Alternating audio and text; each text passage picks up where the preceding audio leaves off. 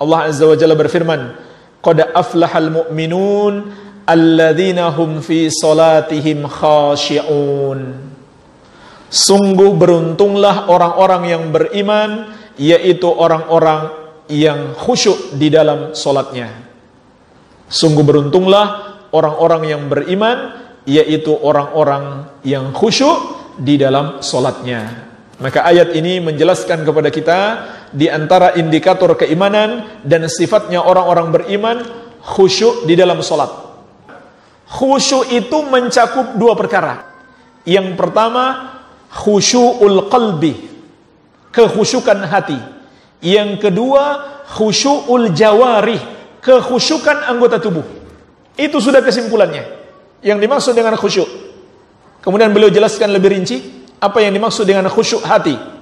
Khusyu'ul qalbi bi jam'il himmah wa huduril qalbi wa tadabbur lima yajri 'ala lisan minal qira'ah wa dzikir wa lima tasma'uhu udhun min qira'ati imamihi. Khusyuk hati itu artinya menghimpun hati dan menghadirkannya dalam sholat. Jangan dibiarkan mikir kemana-mana, jangan dibiarkan melayang-layang. Iya. Serta mentadabburi, memahami, mengambil pelajaran dari apa yang kita baca. Apakah itu bacaan Quran atau zikir-zikir, ataupun yang kita dengarkan dari bacaan imam. Imam membaca ayat-ayat, kita hayati, kita renungkan, kita tadabburi, kita petik pelajaran. Ini namanya khusyu'ul qalbi. Yang kedua, khusyu'ul jawarih, kekhusyukan anggota tubuh, bisukuniha wa adamil abath wal iltifat ila ghairi maqsudis salah, yaitu dengan tenang, anggota tubuh kita tenang dan tidak main-main, ya, tidak sedikit-sedikit pegang jenggot, perbaiki pakaian, macam-macam, dan tidak menoleh ke samping kiri atau kanan atau ke selain tempat yang seharusnya kita pandang, yaitu tempat sujud kita atau arah depan kita. Inilah jemaah sekalian yang dimaksud dengan khusyuk. Nabi SAW mengabarkan kepada kita, atau Allah bahkan mengabarkan dalam Al-Quran, dalam surat Al-Mu'minun, orang-orang beriman itu adalah orang-orang yang khusyuk di dalam solat mereka. Makanya jemaah sekalian, kita harus berusaha untuk khusyuk. Kita harus berusaha. Bagaimana cara mengusahakannya? Yang pertama adalah kuatkan keimanan. Ini yang paling utama. Karena tidak khusyuknya seseorang adalah karena lemahnya imannya. Contohnya apa? Orang yang lemah iman, kurang cintanya kepada Allah, hatinya lebih cinta kepada makhluk, sehingga yang teringat dalam solat pun makhluk, bukan Allah. Yang teringat dalam solat pekerjaannya, permainannya, status Facebooknya sudah berapa like-nya nih? Sudah nggak sabar mau bantah orang di Facebook. Iya. Ini sudah bantah-bantahan. Nanti mereka bilang saya nggak bisa jawab. Lagi sholat dia udah nggak sabar. Ini jemaah sekalian berasal dari kurangnya keimanan, kurangnya rasa cinta kepada Allah Subhanahu wa ta'ala. Ini yang pertama, kuatkan keimanan. Yang kedua, harus ada usaha dan perjuangan. Jadi harus kita fokuskan hati kita dan anggota tubuh kita. Kalau yang punya kebiasaan main-mainin jenggot, main-mainin pakaian, hilangkan. Yang hatinya suka melayang-layang, fokuskan, arahkan ke sholatnya. Dan pahami, berusaha memahami bacaan-bacanya. Dan ini yang ketiga, berusaha memahami bacaan-bacaan sholat kita. Bukan hanya pahami terjemahannya. Kalau bisa kita pelajari tafsirnya, makna-makna yang terkandung di dalamnya. Makin paham kita, makin khusyuk dalam sholat. Kalau nggak paham, susah untuk khusyuk. Kemudian yang keempat jamaah sekalian, singkirkan sebab-sebab yang mengganggu kekhusyukan kita. Contohnya Nabi SAW bersabda, la sholata bihadratit ta'am wala huwa yudafi'uhu al-akhbathan. Tidak ada solat bagi orang yang makanan sudah dihidangkan di depannya, Maksudnya kalau dia juga punya nafsu makan, maka hendaklah dia makan dulu baru sholat. Karena lebih baik dia makan ingat sholat daripada sholat ingat makan. Kalau dia sholat ingat makan, nggak khusyuk berarti. Jadi dia diberi keringanan, walaupun misalkan harus terlambat sholat berjamaah, maka dia diberi keringanan untuk makan dulu. Kenapa? Karena khusyuk penting. Tapi jangan dia sengaja, sudah mau masuk waktu sholat, baru dia siapkan makanan. Ya. Kemudian, kata Nabi SAW, tidak ada sholat bagi orang yang menahan dua kotoran. Apakah kotoran depan atau kotoran belakang. Jadi pergi buang hajat dulu, pergi ke toilet dulu, selesaikan hajatnya, baru dia sholat. Karena kalau dia sholat sambil nahan buang hajat, maka sholatnya tidak khusyuk. Ya, yang parah kalau dia hembuskan gasnya di masjid, ya, bisa membuat orang lain tidak khusyuk lagi. Ya. Nah, ini juga jemaah sekalian perlu diperhatikan. Jangan sampai kita menjadi sebab orang tidak khusyuk. Ini dosa besar. Dosa besar kita menjadikan orang tidak khusyuk. Makanya Nabi SAW melarang orang yang makan bawang hadir di masjid. Nggak boleh sampai dia hilangkan bau bawang.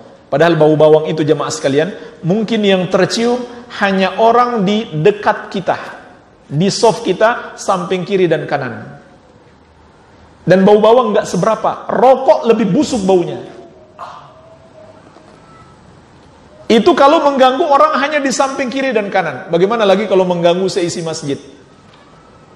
Contohnya apa? Orang berzikir sambil nyanyi-nyanyi keras-keras. Apalagi dilakukan di dekat Masjidil Haram, tempat sa'i. Tempat sa'i itu sampingnya udah Masjidil Haram. Ada situ orang sholat sunnah, ada orang baca Quran, mereka nyanyi-nyanyi berzikir. Subhanallah. Zikir penyanyi-nyanyi juga tidak ada dalilnya, mengganggu orang juga. Lafaz yang dibacakan pun berasal dari hadis palsu. Hubbul watan minal iman. Cinta tanah air termasuk keimanan. Itu hadis palsu. Maknanya pun tidak mutlak. Cinta tanah air termasuk keimanan kalau tanah air itu dicintai oleh Allah. Contohnya apa? Yang dicintai oleh Allah? Makkah dan Madinah. Kita cinta Makkah dan Madinah, maka itu termasuk keimanan. Kenapa dicintai oleh Allah dan Rasulnya? Bahkan kita harus lebih cinta Makkah dan Madinah dibandingkan tanah kelahiran kita. Dan juga mencintai negeri-negeri kaum muslimin. Kenapa kita cinta satu negeri? Karena itu negeri kaum muslimin. Itulah cinta tanah air, bagian keimanan. Makanya tanah air seorang muslim tidak terbatas pada tempat lahirnya atau batas wilayah negaranya. Tapi di mana negeri muslim, itulah tanah air kita. Kalau kita cinta karena di situ negeri muslim, maka itu bagian dari keimanan. Iya. Nah, jemaah sekalian, jangan sampai kita merusak kekhusyukan orang, termasuk yang sangat mungkar yang terjadi, merusak kekhusyukan orang, HP berdering ketika sedang sholat. Deringannya pun nyanyian. Ya, bukan deringan biasa, tapi nyanyian dan alat-alat musik. Ini juga maksiat. Dimasukkan ke masjid. Iya. Jemaah sekalian, perhatikan HP kita. Matikan. Atau silent sebelum masuk masjid, sebelum mulai sholat. Iya. Kalau kita lupa mematikan HP, kemudian berdering saat kita sedang sholat, matikan. Nggak apa-apa. Bergerak sedikit untuk keperluan sholat itu tidak merusak sholat. Bahkan bergerak ringan bukan untuk keperluan sholat pun kadang dibolehkan. Contohnya kita lagi sholat, misalkan sholat di lantai 2, ada anak main di pinggir, takut dia jatuh, boleh kita melangkah sedikit, pandangan kita tetap ke arah kiblat, langkah sedikit, tarik dia, kita biarkan matilah dia jatuh. Jadi tidak merusak sholat kita. Nabi SAW membuka pintu rumah ketika sedang sholat. Aisyah mau masuk, boleh. Beliau teruskan sholatnya, nggak dibatalkan sholatnya. Tapi pintunya menghadap kiblat, jadi nggak berbalik ke belakang. Kalau berbalik ke belakang, ya berarti hilang satu rukun sholat, yaitu menghadap kiblat atau syarat sholat. Iya. Jadi jamaah sekalian, kita menjaga kekhusyukan kita, juga kekhusyukan orang lain. Kemudian yang kelima, termasuk cara untuk khusyuk adalah kita sudah tiba di masjid sebelum adzan, atau paling tidak kita masih sempat sholat sunnah. Sholat sunnah itu membantu kita lebih khusyuk untuk sholat wajib. Tapi sudah qomat baru kita bergegas-gegas, ini sulit untuk khusyuk. Ya, dan Nabi SAW tetap melarang, walaupun sudah qomat, nggak boleh kita bergegas-gegas, tetap santai. Supaya apa? Tidak rusak kekhusyukan kita. Ya, kalau orang bergegas-gegas kan dia nggak fokus jadinya, jantungnya pun berdegup kencang, jadi sulit untuk khusyuk. Maka dengan persiapan datang di masjid masih sempat sholat sunnah, itu membantu kekhusyukan kita. Dan yang keenam, berdoa kepada Allah Subhanahu wa taala, minta pertolongan dari Allah agar kita dianugerahkan kekhusyukan di dalam sholat. Baik. Dakwah semampumu.